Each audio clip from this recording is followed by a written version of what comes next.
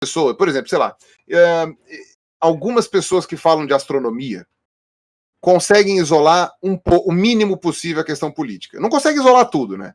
Porque você tem a questão de quem financia a NASA, o Elon Musk e os bilionários, né? O que está sendo feito. Você tem a questão política, né?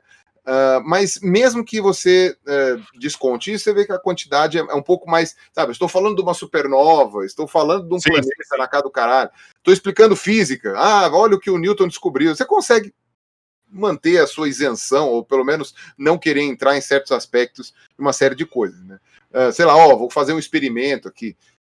Outras áreas não têm essa facilidade, né? Então, um conhecimento, por exemplo, em biologia, se você for colocar um conhecimento em biologia não contextualizado, ele é um conhecimento que não vale nada, né? Ele é um decoreba.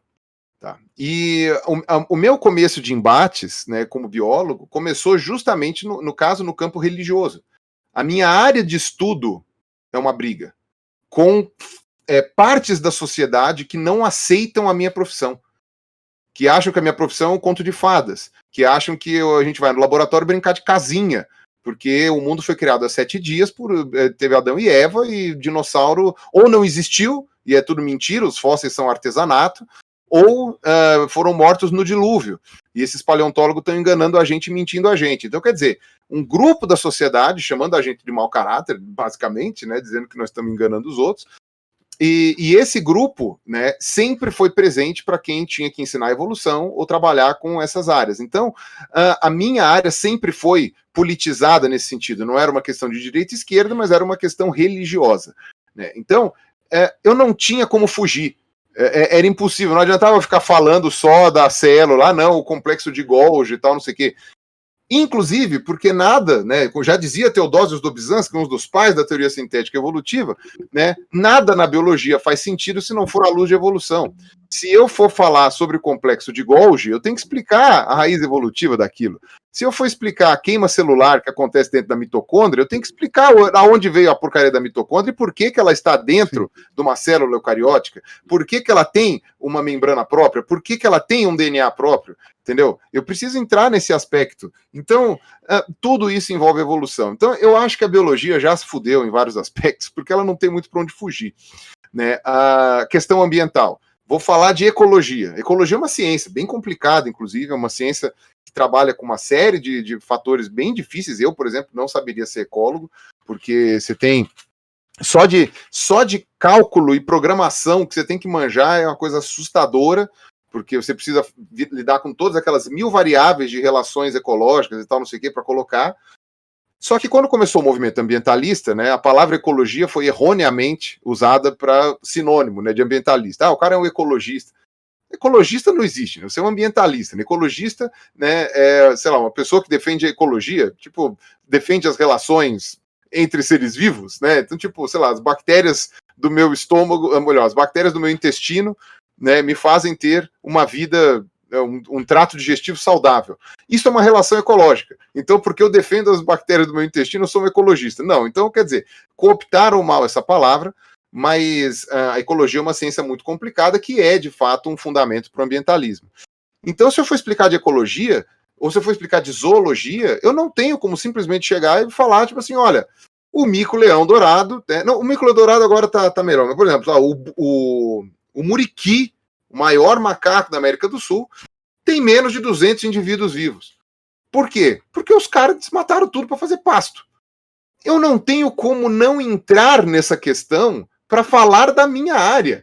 Né? Eu não tenho como fugir disso. E aí, eu, como quero ter o muriqui por mais sei lá quantos anos, para ver, para que bicho ele... Eu não vou ver, né, claro, mas para saber para que bicho ele vai evoluir, para conseguir estudar o bicho vivo, para conseguir contemplar o bicho, porque é um bicho legal pra caralho. Sabe, tipo, eu como isso, eu tenho que me posicionar a favor da preservação desses bichos. Essa preservação só vai acontecer através do quê? De aprovação de leis, de mobilização popular, de mobilização política. Acabou, já tomei no cu, sabe? Você já entrou. Meu primeiro vídeo que fez sucesso foi Belo Monte. Aquele vídeo, eu tenho que falar de política, não teve jeito, e isso me deixou muito triste. Mas uma coisa é você pincelar, né? Uma coisa é você pincelar, outra coisa é você tá fazendo só disso, né? Exato, isso é verdade. Mas, por exemplo, uma coisa que eu sempre evitei foi falar de política partidária. Isso eu sempre evitei. Eu sempre evitei tomar partido do ponto de vista assim, tipo, não, o cara tá defendendo o Democratas, tá defendendo o PSOL, tá defendendo isso aqui. Não, eu não defendendo nenhum partido, entendeu? Esse sempre foi uma coisa que eu queria fazer, queria ter feito. Até hoje não defendo partidos, né? Assim como também não faço campanha política para ninguém, mas tenho também ali, tive que me envolver numa questão ou outra, por uma questão que eu achei que era minha responsabilidade fazer, né? Num momento em que eu ainda era um formador de opinião nesse aspecto, né? De tudo que eu entendia. E, por exemplo, o pessoal da história. O pessoal que tem canal de história, meu amigo, tomou no cu, velho. 100% do que os caras falam é política. Não tem como você explicar Egito Antigo sem tocar, pelo menos, uma questão de política, nem que seja da época. Né? Tipo, não, naquela época os caras que eram contrários ao faraó e não sei o que, babá. Você tem que tocar nisso, tem que tocar em vários aspectos, não tem como fugir. Então, quer dizer, você tem áreas e áreas. Enquanto o pessoal da física, da matemática ainda consegue dar uma descamoteada, o pessoal da humanas não consegue nenhuma, e nós da biologia estamos no meio do caminho, porque a biologia é isso, né? A biologia não é humanas e não é exatas, né? Então a biologia está ali no meio do caminho, e ela acaba se fudendo porque não tem como você se isentar de certos posicionamentos.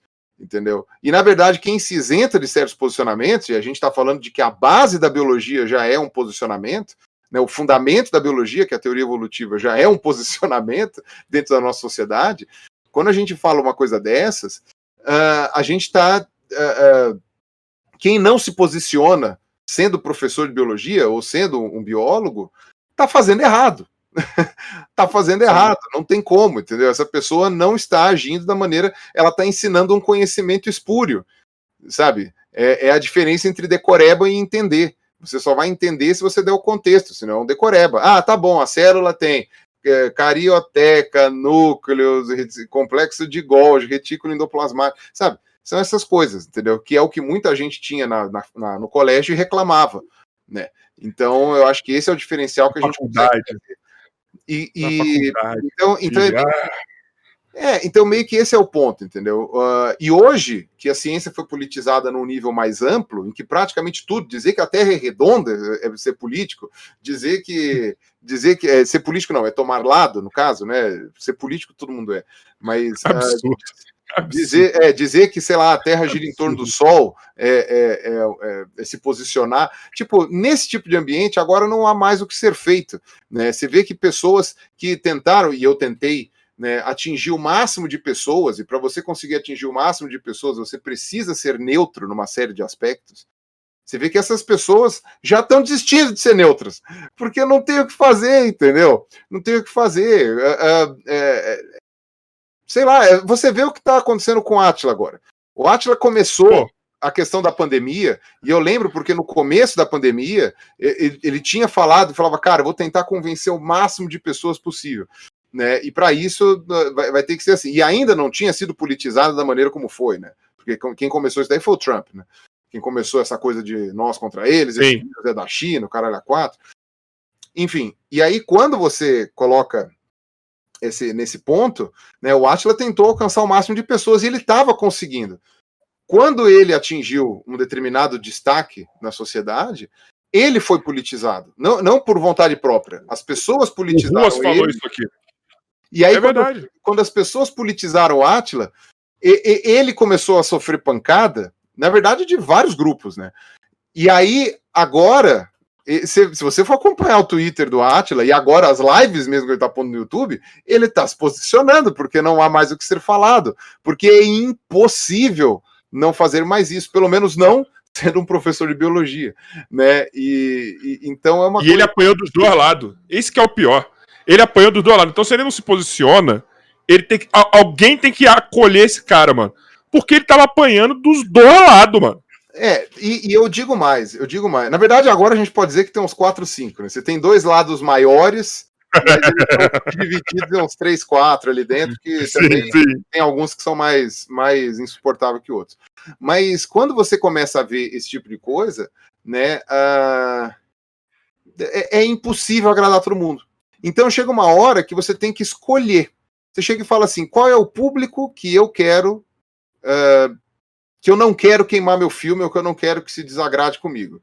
Entendeu? Então aí, como eu falei, o público que já ia votar no Haddad, quando eu falei das eleições, não era o meu público para ler aquele texto, porque aquele texto era irrelevante para essas pessoas. Eu tinha que convencer quem não ia votar. Então, beleza, isso é uma maneira de você agir dentro dessa maneira. A partir do momento que eu já sou cancelado de uma série de grupos, esses grupos têm uma blindagem para me ouvir, aí o que eu tenho que fazer? Eu tenho que me contentar em falar o que meu público vai gostar em determinado ponto, entendeu? Aí você vira... Eu não vou dizer que eu viro refém do meu público, porque eu tenho um público do caralho, cara. É um público muito legal, que me acompanha há muito tempo e que tá sempre lá. Então, tipo, eles gostam de me ouvir falar, independente do que seja. Então, beleza. Isso daí não vai mudar. Mas eu, né, dentro do meu contexto, eu sei que eu estou blindado para vários grupos que não vão me ouvir. Independente do que eu disser, eles não vão me ouvir. Se eu chegar e falar que, enfim... eu gosto de quindim, né? A pessoa pode ser a maior quindinzeira, ela vai falar que eu estou errado. Então, quer dizer, não interessa. E isso é exatamente o problema que se gerou. Então, quando isso acontece, eu tenho que me preocupar o quê? Eu tenho que me preocupar em convencer fulano que não vai me ouvir de jeito nenhum? Seria legal se eu me convencesse, mas não sou eu que vou fazer isso. Quem vai fazer isso é a irmã do fulano, é o irmão do fulano, é o pai, a mãe, o filho, sabe? Não sou eu que vou fazer. Eu não vou chegar, não posso ligar